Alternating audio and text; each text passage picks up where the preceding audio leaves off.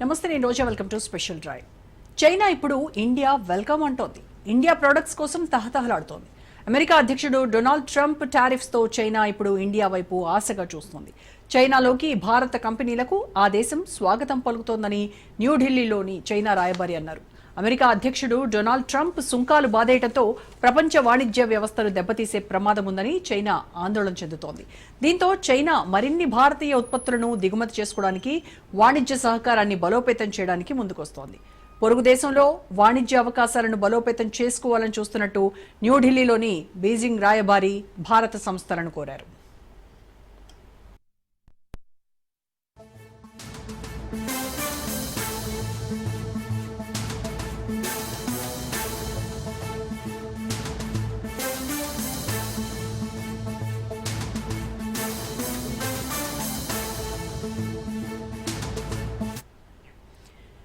వాణిజ్యం, ఇతర రంగాలలో ఆచరణాత్మక సహకారాన్ని బలోపేతం చేయడానికి చైనా మార్కెట్కు బాగా సరిపోయే మరిన్ని భారతీయ ఉత్పత్తులను దిగుమతి చేసుకోవడానికి ఇండియాతో కలిసి పనిచేయడానికి సిద్ధంగా ఉన్నామని చైనా రాయబారి జూ ఫీహాంగ్ పేర్కొన్నారు. హిమాలయాలను దాటి చైనాలో సహకారానికి అవకాశాలను కోరుతూ చైనా అభివృద్ధి కోసం భారతీయ సంస్థలను స్వాగతిస్తున్నట్టు ఆయన చెప్పారు. భారతదేశం చైనా కంపెనీలకు న్యాయమైన, పారదర్శక వ్యాపార వాతావరణాన్ని సృష్టిస్తుందని, పరస్పర ప్రయోజనకరమైన సహకారాన్ని మరింత విస్తరిస్తుందని చైనా ఆశిస్తోందన్నారు.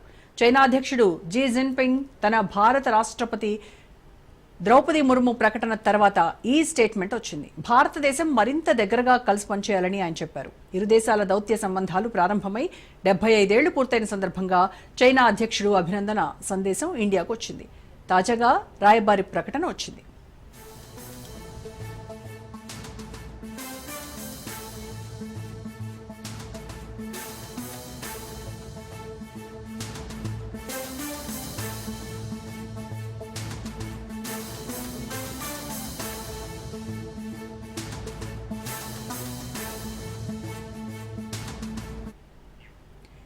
చైనా ఇప్పుడు ఇండియా వెల్కమ్ అంటోంది. ఇండియా ప్రొడక్ట్స్ కోసం తహతహలాడుతోంది. అమెరికా అధ్యక్షుడు డొనాల్డ్ ట్రంప్ టారిఫ్స్తో చైనా ఇప్పుడు ఇండియా వైపు ఆశగా చూస్తోంది. చైనాలోకి భారత కంపెనీలకు ఆ దేశం స్వాగతం పలుకుతోందని న్యూఢిల్లీలో చైనా రాయబారి అన్నారు. అమెరికా అధ్యక్షుడు డొనాల్డ్ ట్రంప్ సుంకాలు బాదేయడంతో ప్రపంచ వాణిజ్య వ్యవస్థను దెబ్బతీసే ప్రమాదం ఉందని చైనా ఆందోళన చెందుతోంది. దీంతో చైనా మరిన్ని భారతీయ ఉత్పత్తులను దిగుమతి చేసుకోవడానికి, వాణిజ్య సహకారాన్ని బలోపేతం చేయడానికి ముందుకొస్తోంది. పొరుగు దేశంలో వాణిజ్య అవకాశాలను బలోపేతం చేసుకోవాలని చూస్తున్నట్టు న్యూఢిల్లీలోని బీజింగ్ రాయబారి భారత సంస్థలను కోరారు.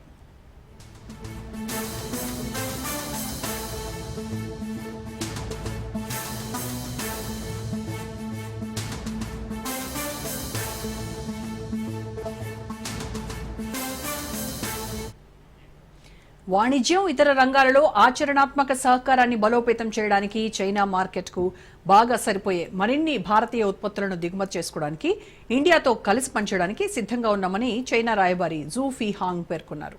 హిమాలయాలను దాటి చైనాలో సహకారానికి అవకాశాలను కోరుతూ చైనా అభివృద్ధి కోసం భారతీయ సంస్థలను స్వాగతిస్తున్నట్టు ఆయన చెప్పారు.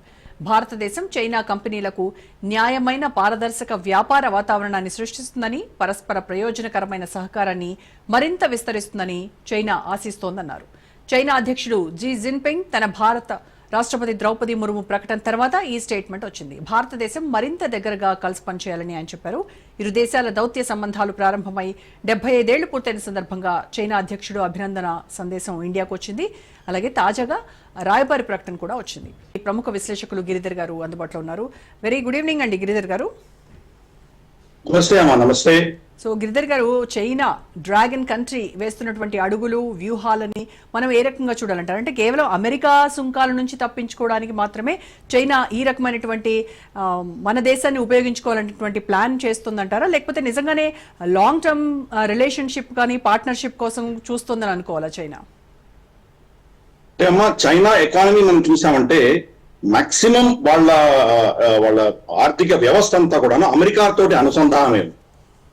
అమెరికాకి వాళ్ళు అమ్ముతున్నారు కాబట్టి ఈ రోజు చైనా ఇంత పవర్ఫుల్ దేశంగా ఎదగగలిగింది. అమెరికాను మినహాయిస్తే రెండవ పెద్ద దేశం వాళ్ళు ఎవరితో వాణిజ్యం చేస్తున్నారంటే భారతదేశం. సరే, యూనియన్ గా చూస్తే యూరోప్ తో ఎక్కువ చేస్తుండొచ్చు, కానీ యూరోప్ లో ఇన్ని దేశాలు కలిపితే భారతదేశంతో వాణిజ్యం కంటే ఎక్కువ ఉంటుంది. అలాగే ఆసియాన్ దేశాలన్నీ కలిపితేనే వాళ్లకు భారతదేశం కంటే ఎక్కువ వాణిజ్యం ఉంటుంది. అంటే అమెరికా ఒక దేశం తీసేస్తే రెండవ పెద్ద దేశం ఈరోజు చైనాకు భారతదేశం. భారతదేశంతో కయ్యానికి మనం కాళ్ళు రువితే కనుక మనకే నష్టం అని చెప్పి క్రమేపీ షీ జిన్పింగ్ తెలుసుకున్నారు. ఇప్పుడు ఆయన పరిస్థితి ఏంటంటే రాబోయే 3-4 నెలల్లో ఆయనే ఉంటారో లేదో తెలియనటువంటి అసందిగ్ధత పరిస్థితి ఈ రోజు చైనాలో ఉంది. అక్కడ అంతర్కలహాలు చాలా విపరీతంగా ఉన్నాయి. గత 3-4 నెలల క్రితం వాళ్ళకు ప్లేనరీ సెషన్ ఒకటి జరిగితే దాంట్లో ఆయనకు మేజర్ స్ట్రోక్ వచ్చింది అని వింటున్నాం మనం. బహుశా బ్రెయిన్ స్ట్రోకో లేదా హార్ట్ స్ట్రోకో మనకు తెలియదు. ఒక రమారమి ఒక 20-30 రోజులు ఆయన కనిపించలేదు ఇక్కడ బయట. ఈ సమయంలో చాలా మార్పులు చేశారు, ఆయన నుంచి చాలా స్టెప్లు తీసేసుకున్నారని చెప్పి ఇప్పుడే మనకు చాలా రిపోర్ట్స్ వస్తున్నాయి. అలాగే అమెరికా నుంచి కూడా ఒక రిపోర్ట్ వచ్చింది. షీ జిన్పింగ్ ఈ రోజు చాలా వాళ్ళ కుటుంబానికి సంబంధించినటువంటి కరప్షన్ అంతా కూడా వాళ్ళు బయట పెట్టారు. సో ఈ పరిస్థితుల్లో ఆయనకు చైనాలోనే చాలా గడ్డు పరిస్థితి ఆయనకు ఉన్నది.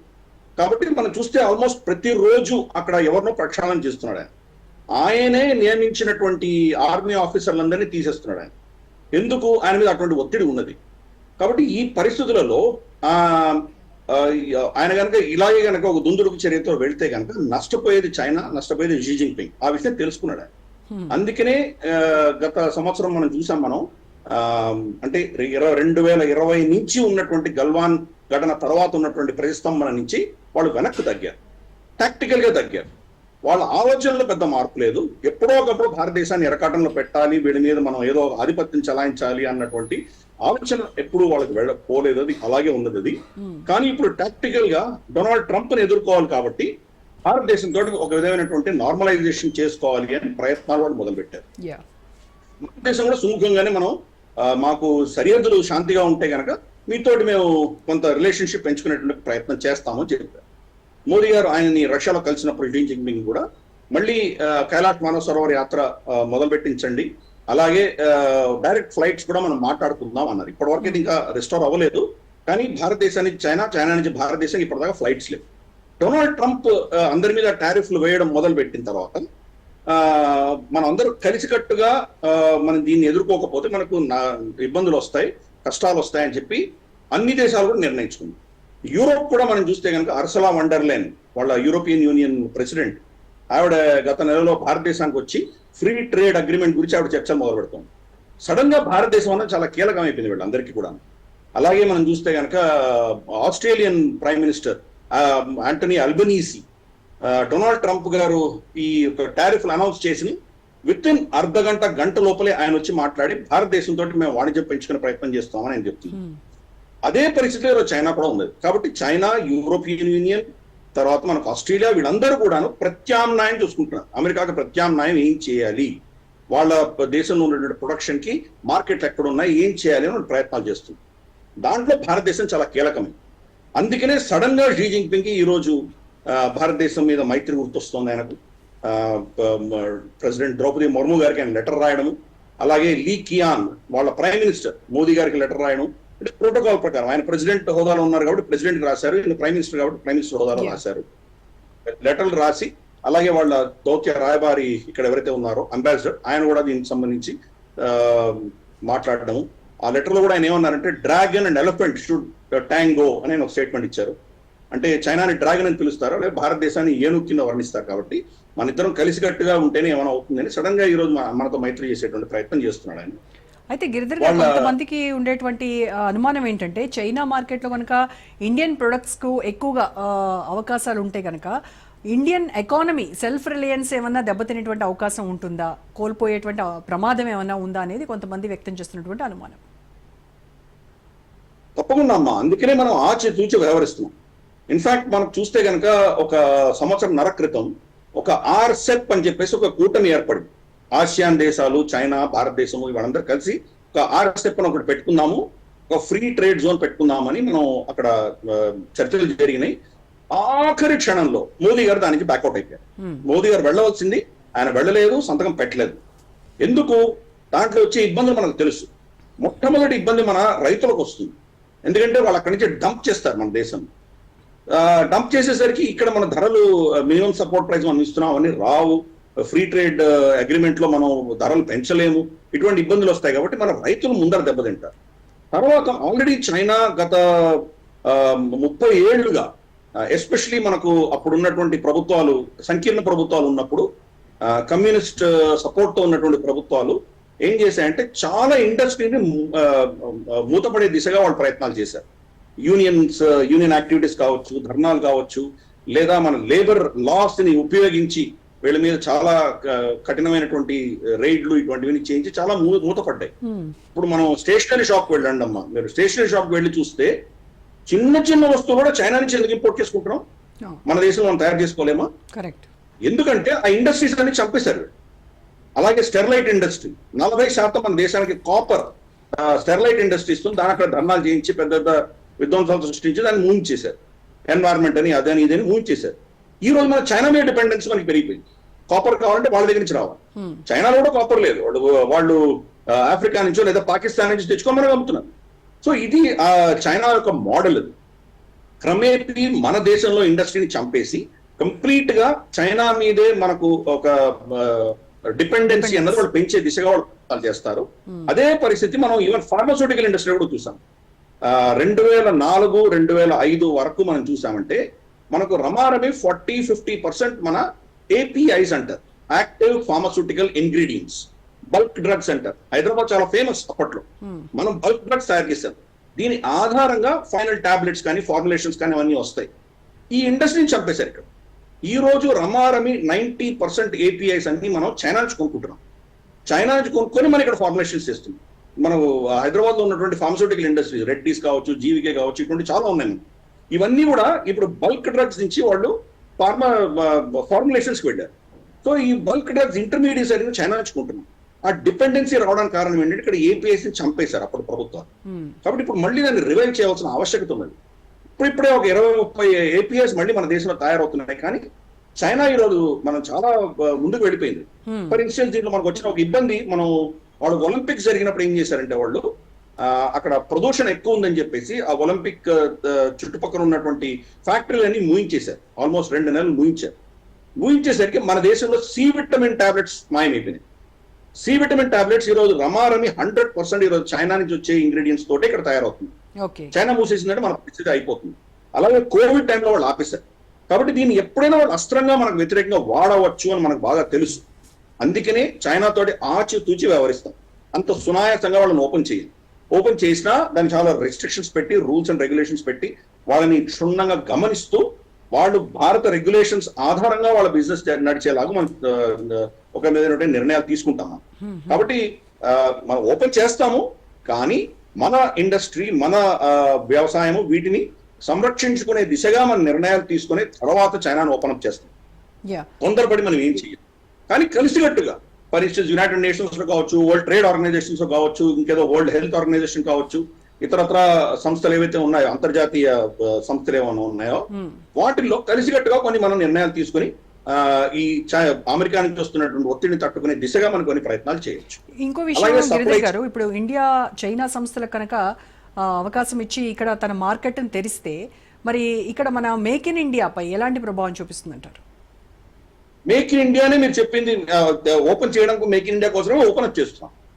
ఈ రోజు వాళ్ళు చైనా నుంచి డైరెక్ట్ గా అమెరికాకి ఎక్స్పోర్ట్ చేస్తే రమారమి 54% ట్యాక్స్ కట్టాలి వాళ్ళు. అదే భారతదేశంలో తయారు చేసి భారతదేశం నుంచి ఎక్స్పోర్ట్ చేస్తే 26-27% ట్యాక్స్ కట్టాలి. కాబట్టి చైనా కంపెనీలన్నీ భారతదేశంలో వచ్చి మేక్ ఇన్ ఇండియా, ఇక్కడ భారతదేశంలో తయారు చేసి వాళ్ళు ఎక్స్పోర్ట్ చేసుకుంటారు. మనకు ఆల్రెడీ ఉన్నాయి, ఒప్పో కావచ్చు, వైవో కావచ్చు, ఇటువంటి వాళ్ళ సెల్ ఫోన్ అన్ని కూడాను భారతదేశంలో అసెంబ్లీ చేస్తున్నారు, తయారు చేస్తున్నారు కాంపోనెంట్స్ కొన్ని. కాబట్టి అది ఇంకా పెరుగుతుంది. ఎందుకంటే వాళ్ళకి రమారమి 20-24% వాళ్ళకి లాభసాటి భారతదేశంలో తయారు చేయడం వల్ల. అదే కెనడా, మెక్సికోలో తయారు చేస్తే కూడా వాళ్ళకి ఇబ్బందులు వస్తున్నాయి. కాబట్టి చైనా కూడా భారతదేశంలో పెట్టుబడులు పెట్టాలి అని వాళ్ళు కోరుకుంటున్నారు. అందుకనే మనం ఆచితూచి వ్యవహరిస్తాము. వాళ్ళు ఇక్కడ ఏ ఇండస్ట్రీస్ పెడతారో వాటిని మన ఇండస్ట్రీకి దెబ్బ తగలకుండా మనం చూసుకుంటాం. ఫర్ ఇన్స్టెన్స్ BYD అని చెప్పేసి వాళ్ళకు ఎలక్ట్రిక్ కార్ ఉన్నది. ఇది ప్రపంచవ్యాప్తంగా టెస్లాని ఢీకొంటాం. టెస్లా కంటే ఎక్కువ సేల్స్ వాడుకున్నాయి. అద్భుతమైనటువంటి ప్రొడక్ట్స్ తీసుకొస్తున్నారు. భారతదేశంలో చాలా తక్కువ మనం దాన్ని పర్మిట్ చేస్తున్నాం. ఇన్ఫాక్ట్ వాళ్ళు ఇన్వెస్ట్మెంట్స్ పెట్టి ఇక్కడ ఫ్యాక్టరీ పెడతామంటే మనం ససేమిరాన్ దానివల్ల మనకు డంప్ చేసి ఈ దేశంలో మన దేశంలో ఉన్నటువంటి టాటాస్ కానీ లేదా మనకు మహీంద్రాస్ కానీ ఇతరత్ర మన దగ్గర ఉన్నటువంటి లోకల్ కంపెనీస్ ఏవైతే ఉన్నాయో ఆటోమొబైల్ కంపెనీస్ వాటికి దెబ్బ కొట్టేటువంటి పరిస్థితులు రావచ్చు అని చెప్పి ఆచితూచి వ్యవహరిస్తుంది. ఇన్ఫాక్ట్ డొనాల్డ్ ట్రంప్ కూడా చైనా నుంచి వచ్చే ఇంపోర్ట్ చేసే కార్లు అన్నిటి మీద కూడా 100% టారిఫ్ వేస్తున్నాడు. ఓకే, కాబట్టి చైనాను ఎదుర్కోవడానికి అందరూ ప్రయత్నం చేస్తున్నారు, మనం కూడా ప్రయత్నం చేస్తున్నాం. వాళ్ళు అంత సునాయాసంగా పర్మిషన్ ఇవ్వట్లేదు. WTO రూల్స్ ప్రకారం మనం వాళ్ళకు కొంత వెసులుబాటు కలిగించారు. కానీ మనం ఏం చేస్తున్నామంటే, సరే మీరు ఎక్స్పోర్ట్ చేస్తారా చేయండి, భారతదేశంలో ఎవరో ఇంపోర్ట్ చేస్తున్నారో చేయండి, కానీ అది మన పోర్ట్స్కి వస్తాయి కదా, ఏదో మెడ్రాస్ పోర్టో కోల్కతానో ముంబైయో ఎక్కడో వచ్చి అవుతాయి వాళ్ళ ప్రోడక్ట్స్ దింపడానికి. కస్టమ్స్ క్లియరెన్స్ మనం 1 నెల రోజులు తీసుకుంటాం, 2 నెలలు తీసుకుంటాం. దాంతో అంటే దాన్ని ఏమంటారంటే నాన్ టారిఫ్ బ్యారియర్స్ అంటారు. వాళ్ళ మీద కస్టమ్స్ డ్యూటీయే కాకుండా ఇలా వాళ్ళని బాగా సతాయించడం అనేది మనం చేస్తున్నాం. ఒక పట్టాన వాళ్ళ పర్మిషన్స్ ఇవ్వట్లేదు, వచ్చిన ఇన్స్పెక్షన్స్ కఠినంగా చేస్తున్నాం. ఇన్స్పెక్షన్స్ మనం నచ్చకపోతే దాన్ని రిజెక్ట్ చేస్తున్నాం, దాన్ని ఇంకేదో ఎక్స్ప్లెయిన్ అడుగుతున్నాం. దాంతో చైనా ఇబ్బందికరమైన పరిస్థితుల్లో చాలా, అంటే గల్వాన్ ఘటన తర్వాత చైనాని మనం చాలా టఫ్ గా డీల్ చేసాం. వాళ్ళ కంపెనీలు భారతదేశంలో ఉన్న వాటి అన్నిటి మీద కూడా ఇన్కమ్ ట్యాక్స్ రేట్లు అయినాయి. వీళ్ళు ఇక్కడి నుంచి పైసలన్నీ చైనాకి ఎలా దొంగదారిని తీసుకెళ్తున్నారు అవన్నీ ఎక్స్పోజ్ చేశాం. పాన్జీ స్కీమ్స్ చేశాం మనం, యాప్లు పెట్టి వాళ్ళు అప్పులు ఇచ్చి చాలా మందిని సంపాదించినట్టు యాప్లు ఊహించేశాం మనం. కాబట్టి చైనా పట్ల మనం చాలా చాలా సీరియస్ గా ఉన్నాము. ఒక చట్టం కూడా తీసుకొచ్చాం, మన భారత సరిహద్దుల్లో ఉన్న దేశాల నుంచి ఏ ఇన్వెస్ట్మెంట్ భారతదేశంలోకి రావాలన్నా అది ఆటోమేటిక్ రూట్ లో రాదు, భారత ప్రభుత్వం క్లియర్ చేస్తేనే వస్తుంది అని మనం దాన్ని చట్టం కూడా తీసుకొచ్చాము. కాబట్టి మనం ఇన్ఫాక్ట్ అమెరికా కంటే యూరోప్ కంటే చాలా ముందుగానే చైనా కౌంటర్ చేసే దిశగా మనం చేసాం. టిక్టాక్ ని ఫస్ట్ బ్యాన్ చేసింది మనమే, అలాగే బ్రహ్మాండ 1000 పైన చైనీస్ యాప్స్ బ్యాన్ చేసింది మనమే, వాళ్ళ హ్యూవాయిని మనం బ్యాన్ చేసింది మనమే, వాళ్ళ 5G ZTE అని దీన్ని బ్యాన్ చేసింది మనమే. ఇంకా అమెరికా ఆలోచన చేస్తుంది టిక్ టాక్ బ్యాన్ చేయాలా వద్దా ఇంకా ఆలోచన చేస్తున్నారు. మనం ఎప్పుడో బ్యాన్ చేసేస్తాం. చైనా ఇండియా భారతదేశం ఉన్నటువంటి క్షమత ఎవరికి లేదు. ఇండియాని వెల్కమ్ చేయడము ఒక అంశం అయితే, ఇవాళ మనం ఇంకొక అంశం కూడా మాట్లాడుకోవాలి. అదే చిట్టగాంగ్ రగడ ఏదైతే ఉందో దాని గురించి కూడా మాట్లాడుతాం. దానికంటే ముందు ఒక షార్ట్ బ్రేక్ తీసుకున్నద్దాం. Stay tune.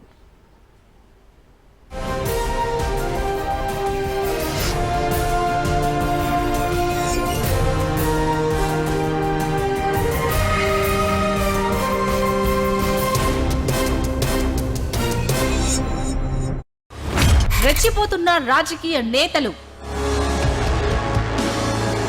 కట్టలు తెంచుతున్న మాటలు, ఎవరైతే నాకింటంటూ డైలాగ్స్, ఏమైనా అంటామంటున్న లీడర్లు, తెలంగాణలో పేలుతున్న మాటలు, ఎందుకు, ఏమిటి, ఎలా, సలసల రాజకీయం ఈ రాజ్ న్యూస్ లో. కాదు ఇది రాజకీయానికి అనర్హం. తమిళనాట చైతన్య ప్రభంజనం. సౌత్ సెంట్రిక్ గా అరవ రాజకీయం. పెద్దన్న పాత్రలో సీఎం స్టాలిన్. శశికళను కాదంటున్న డిఎంకే చీఫ్. బీజేపీతో అమీతుమీ వెనుక కథేంటి? దక్షిణాది కాగడ మీ రాజ్ న్యూస్ లో.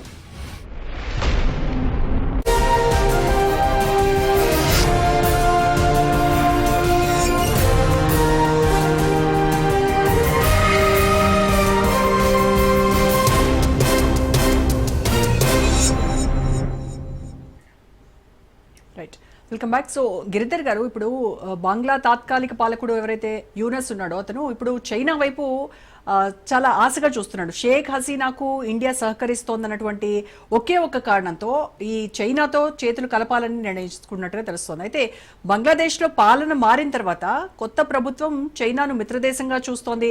అయితే ఈ చిట్టగాంగ్ పోర్టులో చైనా పెట్టుబడులు మన దేశ జాతీయ భద్రతను ఏమైనా ప్రమాదంలో నెట్టేటువంటి అవకాశం ఉందంటారా? మొహమ్మద్ యూనుస్ అన్నటువంటి వ్యక్తి, అతని అఫీషియల్ డెసిగ్నేషన్ ఏంటి? Senior adviser to government of Bangladesh. Exactly. అతను కాదు, అతను ఎన్నుకోబడ్డటువంటి వ్యక్తి కాదు, సీనియర్ అడ్వైజర్ మాత్రమే. సీనియర్ అడ్వైజర్ ఎవరికి అడ్వైజ్ చేస్తున్నారు? బంగ్లాదేశ్ ప్రభుత్వం. ప్రభుత్వంలో ఎవరున్నారు? ఎవరు లేరు. ఎవరు లేనటువంటి ప్రభుత్వానికి ఇతను ఏం అడ్వైజ్ ఇస్తున్నాడు? కాబట్టి అది చట్టబద్ధమైనటువంటి పరిస్థితే కాదు. అంటే ఇతన్ని ఎవరో ఒకరు వాళ్ళ చట్టానికి విరుద్ధంగా బంగ్లాదేశ్ చట్టాన్ని కాలరాసి ఇతన్ని తీసుకొచ్చి అక్కడ పెట్టారు. ఎవరు పెట్టారు? Of course Democrat party deep state, America deep state పెట్టింది అని షేక్ హసీనా చెప్పింది. సెయింట్ మార్టిన్ ఐలాండ్ కావాలి వీళ్ళకు, అలాగే ఇక్కడ ఒక క్రిస్టియన్ దేశం తయారు చేసేటువంటి ప్రయత్నాలు చేస్తున్నారు. మియాన్మార్ లో కొంత భూభాగము, భారతదేశం కొన్ని భూభాగాలు, తర్వాత బంగ్లాదేశ్ లో కొన్ని తీసుకొని ఒక క్రిస్టియన్ నేషన్, ఒక దేశం తయారు చేసే ప్రయత్నం ఈ అమెరికన్ డీప్ స్టేట్ చేస్తోందని షేక్ హసీనా చెప్పింది. కాబట్టి ఇతను ఎవరో తీసుకొచ్చి ఇక్కడ ప్లాన్ చేయబడ్డటువంటి వ్యక్తి. అతనికి ఎటువంటి శక్తి లేదు. షేక్ హసీనా మీద అతనికి ఉన్నటువంటి మైత్రి లేదు, హేట్రెడ్ లేదు. ఇతను ఎవరితో ఒత్తాసు పలుకుతూ వాళ్ళ అజెండా పనిచేస్తున్నటువంటి వ్యక్తి. ఇది అర్థం చేసుకోవాలి ఫస్ట్. ఎవరు మన అక్కడ వెళ్తే చూసాం మనం, మనకు బిల్ క్లింటన్, హిలరీ క్లింటన్ ఇతనికి బ్రహ్మరథం పట్టారు. అలాగే జో బైడెన్ అతన్ని స్టేజ్ మీద కౌగులించుకున్నారు. ఇటువంటివన్నీ చూసాం. కిరాతకంగా చాలా మంది హిందువులను చంపినటువంటి వ్యక్తి. అతను చాలా స్టూడెంట్ రెవల్యూషనరీ లీడర్ అని చెప్పి పరిచయం చేశారు వీళ్ళందరూ, క్లింటన్, బైడెన్ వీళ్ళందరూ. కాబట్టి అది ఒక డీప్ స్టేట్ వ్యక్తిగా మనం భావించాలి. ఎప్పుడైతే డొనాల్డ్ ట్రంప్ గెలిచిన తర్వాత ఈయనకు డీప్ స్టేట్ సమర్థన విత్డ్రా చేసేశారో, అప్పుడున్నటువంటి డొనాల్డ్ లూ కావచ్చు, మనకు అఫ్రీన్ అఖ్తర్ కావచ్చు, ఇటువంటి వాళ్ళందరూ కూడాను, ఈ డీప్ స్టేట్ నడిపించేటువంటి వాళ్ళందరూ కూడా ఎప్పుడైతే పదవి నుంచి వెళ్ళిపోయారో, డొనాల్డ్ ట్రంప్ ఏం చేశారంటే, నాకు ఇంకా చాలా పెద్ద సమస్యలు ఉన్నాయి, నా ఎకానమీని చూసుకోవాలి, నా ఇల్లీగల్ ఇమిగ్రేషన్ చూసుకోవాలి, నాకు ఉన్నటువంటి అప్పులు చూసుకోవాలి, ఇటువంటి చాలా ఇబ్బందులు ఉన్నాయి, కాబట్టి బంగ్లాదేశ్ నేను పట్టించుకోను, మోదీ గారిని చూడమని వదిలేశాడు. సో దాంతో ఏమయ్యాడంటే నెక్స్ట్ ఆపర్చునిటీ ఇంకా చైనా కూటమిలోకి వెళ్ళేటువంటి ప్రయత్నం చేశాడు. మనం చూసాం ఇక్కడ భారతదేశం సరిహద్దుల్లో భారతదేశాన్ని విస్మరించి చైనా కూటమికి వెళ్ళినటువంటి ఏ దేశం కూడా రాణించలేదు. వాళ్ళు సర్వనాశనం అయ్యారు. పాకిస్తాన్ సంగతి చూస్తూనే ఉన్నాం, ఎట్టి పరిస్థితిలో ఉందో అది. మనతోటి వాణిజ్యం ఆపేసి హార్డ్ బార్డర్ పెట్టేసిన తర్వాత వాళ్ళు ఏం పరిస్థితి అయిందో మనం చూసాం. అదే పరిస్థితి శ్రీలంకలో వాళ్ళ ప్రెసిడెంట్ ఇంటి మీద దాడి చేసి తగలబెట్టి అతన్ని ఆ దేశం నుంచి పరిగెత్తిపోవాల్సి వచ్చినటువంటి పరిస్థితి ఆ దేశంలో వచ్చింది. అలాగే మాల్డీవ్స్ చూసాం, మొహమ్మద్ ముయిజో ఇండియా అవుట్ అన్నటువంటి క్యాంపెయిన్ తోటి గెలిచినటువంటి వ్యక్తి భారతదేశం కాకుండా ముందర చైనాకి వెళ్ళి వచ్చాడు. నార్మల్ గా సరిహద్దు దేశాలన్నీ ముందర భారతదేశంకి వస్తాయి, అలా కాకుండా చైనాకి వెళ్ళి వచ్చాడు. చైనాకి వెళ్ళి వచ్చి మీరు టూరిజం పెంచండి అన్నాడు. మోదీ గారు ఏదో అక్కడ లక్షద్వీప్ లో వెళ్ళినటువంటి వీడియో చూసేసరికి మనకు వ్యతిరేకంగా పిచ్చి కూతలు చూశారు వాళ్ళు. దాంతో ఏమైంది, ఈరోజు మాల్డీవ్స్ మొత్తం ఎకానమీ దెబ్బతింది. ఈరోజు మాల్డీవ్స్ యొక్క సుకూక్ గోల్డెన్ సూక్ ఇన్వెస్ట్మెంట్స్ వాళ్ళు ఏదైతే అప్పులు తీసుకున్నారో అది భారతదేశం కట్టింది. మళ్ళీ దాసోహం అంటూ ఢిల్లీకి రావాల్సిన పరిస్థితి. బంగ్లాదేశ్ ఈరోజు అదే పరిస్థితి.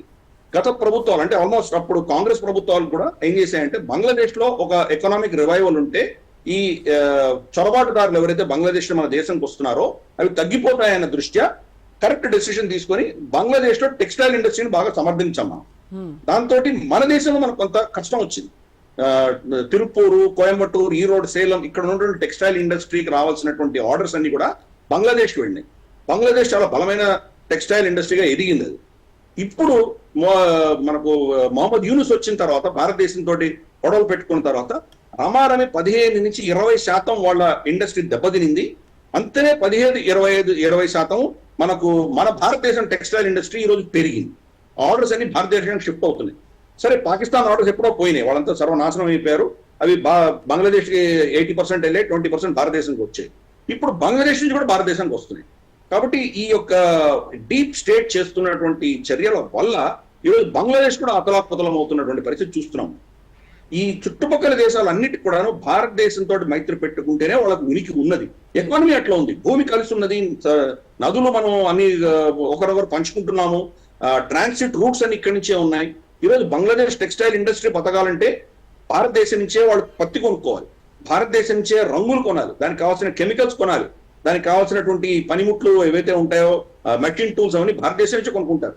వాళ్ళు తయారు చేసినటువంటి ఫినిష్డ్ గూడ్స్ కూడా కంప్లీట్ గా తయారు చేసినటువంటి దుస్తులు కూడా మళ్ళీ కోల్కతా పోర్ట్ నుంచి అవి ఎక్స్పోర్ట్ అవుతాయి.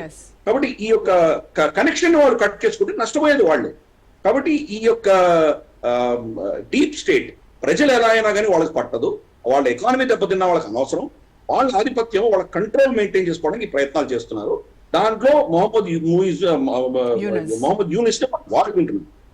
దాంతో ఈ రోజు మనం బంగ్లాదేశ్ పరిస్థితి ఏంటో చూస్తున్నాము. బంగ్లాదేశ్ సైన్యాధ్యక్షుడు కూడా చాలా స్పష్టంగా చెప్పాడు, మీరు అర్జెంట్ గా భారతదేశంతో మళ్ళీ నార్మలైజ్ చేయకపోతే దేశం చాలా గడ్డు పరిస్థితులకు వెళ్ళిపోతుంది అని అతను వార్నింగ్ ఇచ్చాడు. రైట్. కాబట్టి ఈయన చైనాకు వెళ్లే ముందర యాక్చువల్గా చాలా రూమర్స్ ఉన్నాయి, బహుశా ఆయన తీసేసి సైన్యమే అధికారం చేపట్టుకుంటుందా, వాళ్ళే తీసుకుంటారా అని చెప్పేసి ఒక చర్చ కూడా జరిగింది.